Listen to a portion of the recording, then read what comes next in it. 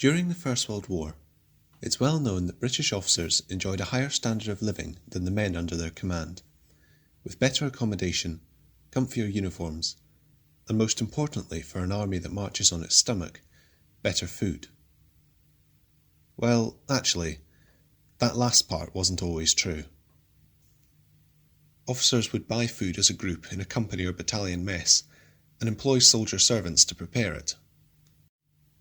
What's less commonly known, however, is that they didn't do this just to get better food.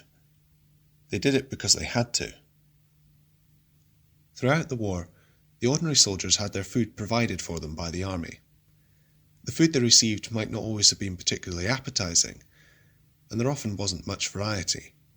But the field service ration scale ensured that every soldier received an appropriate number of calories per day, and that the basic requirements for nutrition were met. Their rations were cooked for them by soldiers specially designated and trained as cooks within each company or squadron, who were equipped with a travelling kitchen for this purpose. This was essentially a stove on wheels, drawn by a horse or mule. In this way, the soldiers were fed regularly and to a basic standard. Before the war, the officers of a battalion also had their own travelling kitchen, or mess cart, which catered for them separately. However, shortly before the war, in January 1913, the British General Staff had to make some difficult decisions. They realised that the number of carts and wagons belonging to each infantry battalion was simply too much, and it was limiting the mobility of the army in the field. Something had to go, and so they chose the least important thing, the officer's kitchen.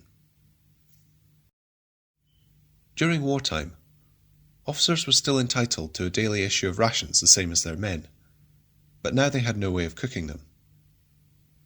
If they were lucky, they could take their rations to the company travelling kitchens, but due to the nature of an officer's duties, it was not possible to do this regularly.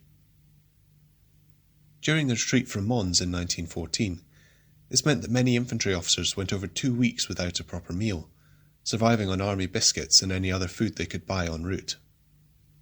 Even Lieutenant General Haig, commanding 1st Corps, made soup for himself on a small stove, although presumably a general could have found a hot meal somewhere if he'd really needed to.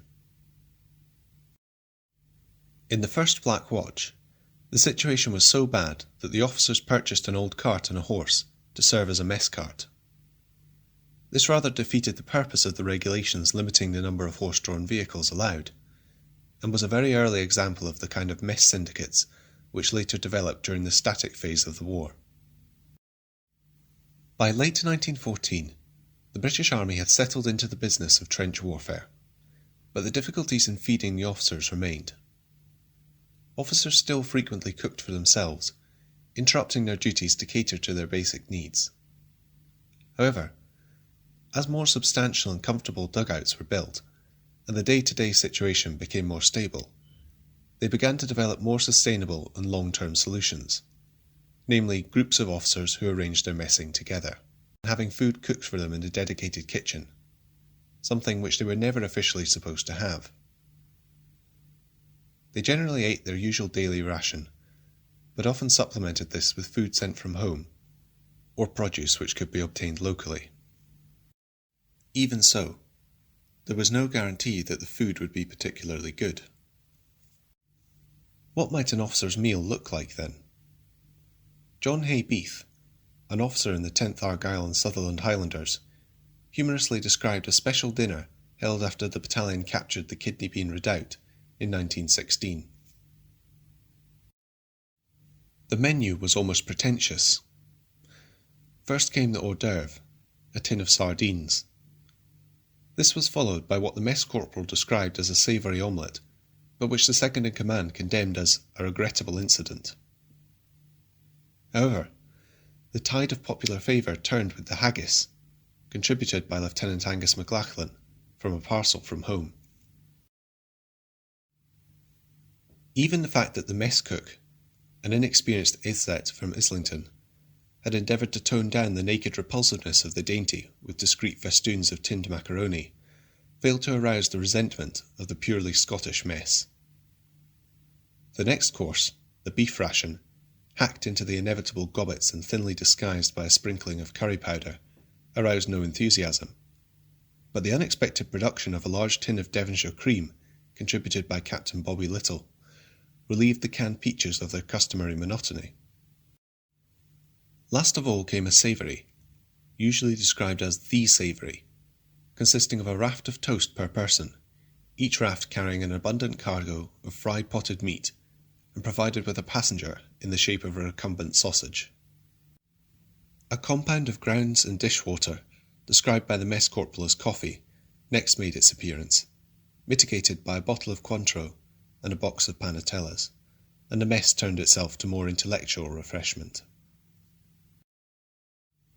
Elements of the issued ration are clearly present here, but from the description, it's not unsurprising that officers often sought to supplement their rations with some finer delicacies and home comforts.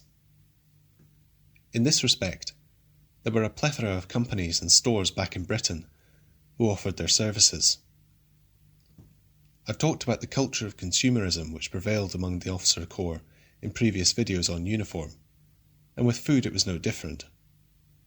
Companies frequently marketed food as specifically for active service, and provided a supplement to the normal rations which were easy to prepare and would survive the journey to the front.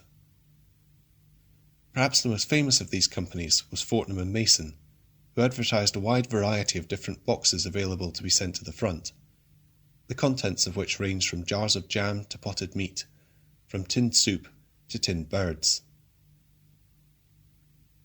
Naturally, the prices were also aimed at officers, and it was quite uncommon for other ranks to make use of such services to supplement their rations. Nevertheless, there are many recorded instances of officers purchasing extra food for their men, a practice which raised morale, but also likely gave rise to the idea that officers received better rations than the other ranks, which of course was far from the truth.